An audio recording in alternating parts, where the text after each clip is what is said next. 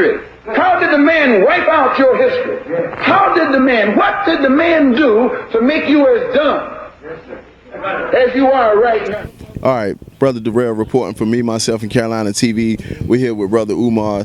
Brother Umar, tell everybody who you are, first of all, and your organization.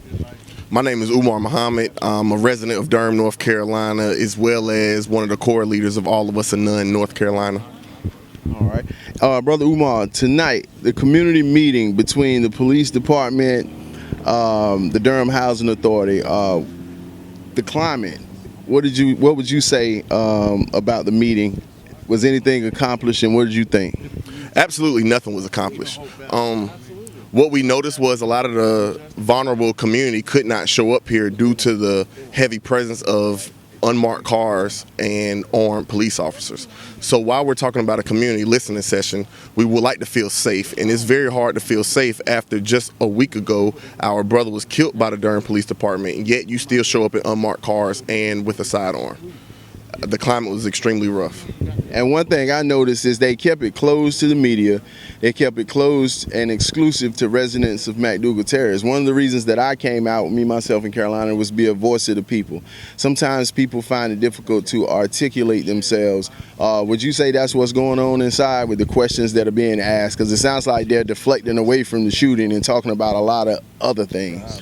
I believe that the Durham Police Department, along with partners of the City Council and the City Government for Durham, have took an opportunity to scratch our residents of Durham behind the ear. I feel like it was an opportunity to pretend that you cared, to pretend that you was present, and you weren't. You did not listen. You gave speeches, and you had open-ended pretty much answers. I was very offended. All right, so would you say anything got accomplished tonight as far as the things that were being said, and where do we go from here? I think mostly what got accomplished is that there were grassroots organizations such as All of Us in None, such as Spirit House, North Carolina, that were in the room, and they was able to hold the floor and educate the community about the underlying issue of poverty in Durham, along with what stems from that. I believe if the city was listening, they would have heard, stop giving us the help that you want us to have and give us the help that we're asking for. Bow. I believe that right now for Durham, we said it was a saying in there was, what's calm to the spider is chaos to the fly. And we believe that that is what's happening right now. This is so regular for our community, right? Our community has been oppressed by these specific officers. Every officer involved in this incident had a very, just a long rap sheet is me, myself, from being formerly incarcerated. We are looked at as the sum of our worst mistakes here in this community by this police department. We will continue to fight. Some of the things that the police department took, the city took the pat on the back for decriminalization of marijuana in Durham. And that's very so not the fact. What is true is that those very same residents in this community put together their stories of what was happening due to probable cause searches, due to you taking us out of our cars, stripping us from our homes, right, unlawfully, warrantless. And now that the community has been able to put this forth, we've been able to come up with a solution of decriminalize marijuana so that cannot be your number one priority when you stop and search us in our cars and homes. And they took that pat on the back when that very much came from the authentic voices of the directly impacted people in this community. Wow. Okay, so Police Chief Davis, what was your take on what she was saying? Did she give any justification of the shooting? Did she explain anything in detail about the shooting, or was she also deflecting from the topic at hand? She deflected the opportunity to discuss the murder of Scooter Bug. Just because our police chief is a black woman does not mean she's for us. What's wrong across the nation in police departments is the structure of police departments. And until she recognizes the fact that we must change this structure, and by her being a black woman, we are going to more so hold her accountable, then we will continue to have what we have in Durham, such as Barclay being on force, such as Goss being on the force, such as Sutherland being on the force, and many other officers who have traumatized communities of color. Speaking of Officer Barclay, I heard that he had been suspended. We know for a fact that Officer Barclay has terrorized the neighborhoods and pretty much profiled certain people based on prior history or whatnot. What do you think about Officer Barclay continuing to be on the force and patrolling the streets? It's sad, and this is extremely emotional because these are issues that we've been brought to the city council. These are issues we brought back to our last chief of police. You would think that once we had a black woman come in, a new police chief, saying that she was going to do some cleaning up, you would have thought that Barclay would have been a top 5 dead or alive, and he wasn't. He in 2006, he made the headlines for fracturing the skull of a high school young girl. There's countless stories about him across from Few Gardens to Bentwood to Rochelle to all these communities of color, communities that have been struggling. Red line redistricting areas is where he strikes, right? So it's the areas where we can't get ahead. It's the areas where, because of our address, we can't get a loan. It's these areas where they allow him to strike. There's so many countless stories. We're gathering stories by the day, but there's countless stories of how many times he wasn't reported because he will mace you, beat you up, and then let you go. There are countless stories, and they will be coming up in court.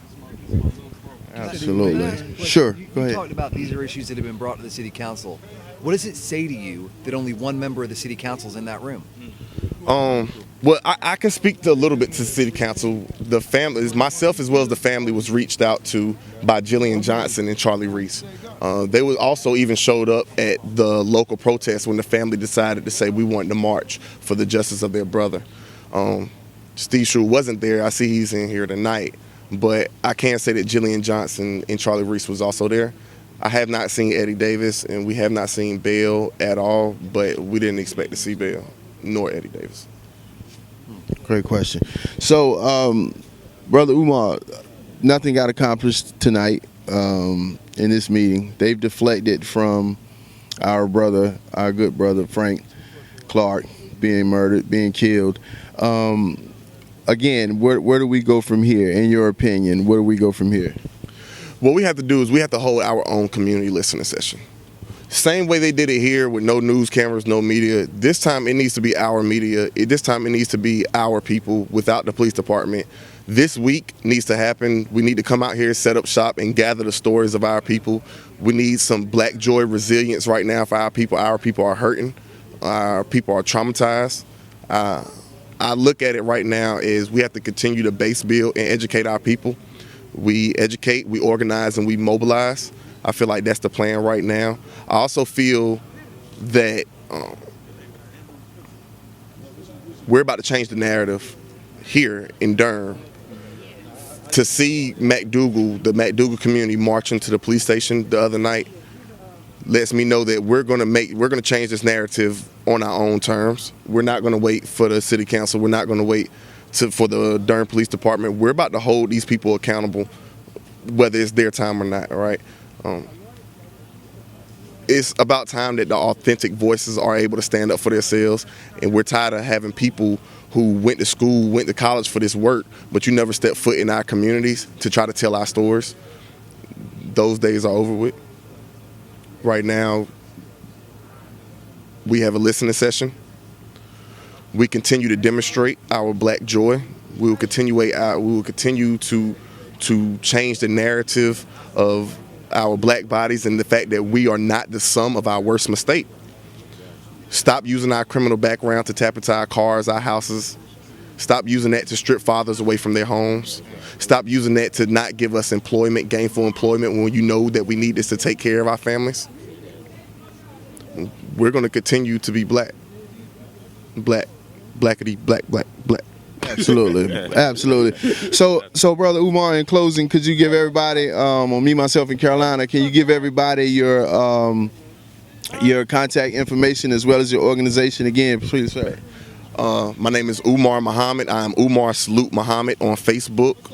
I am a core leader of All of Us or None, North Carolina. That is a national grassroots organization for people who have been victims of the criminal justice system, for people who've been formerly incarcerated, for people who are currently incarcerated, for people who have come in contact with the justice system that want to be their own stake for change, for them to use their own authentic voices. That's where I'm at. Absolutely. Appreciate it, sir. Appreciate you. All right. Peace and black power. They say America's the land of the free and the home of the brave, but it's the land of no peace and the home of the slaves. We came a long way from getting lynched and picking cotton, but we still selling dope in the hood and trigger popping. This industry is full of gimmicks. They tell that woman, you don't need you a man. Girl, it's cool to be independent boss.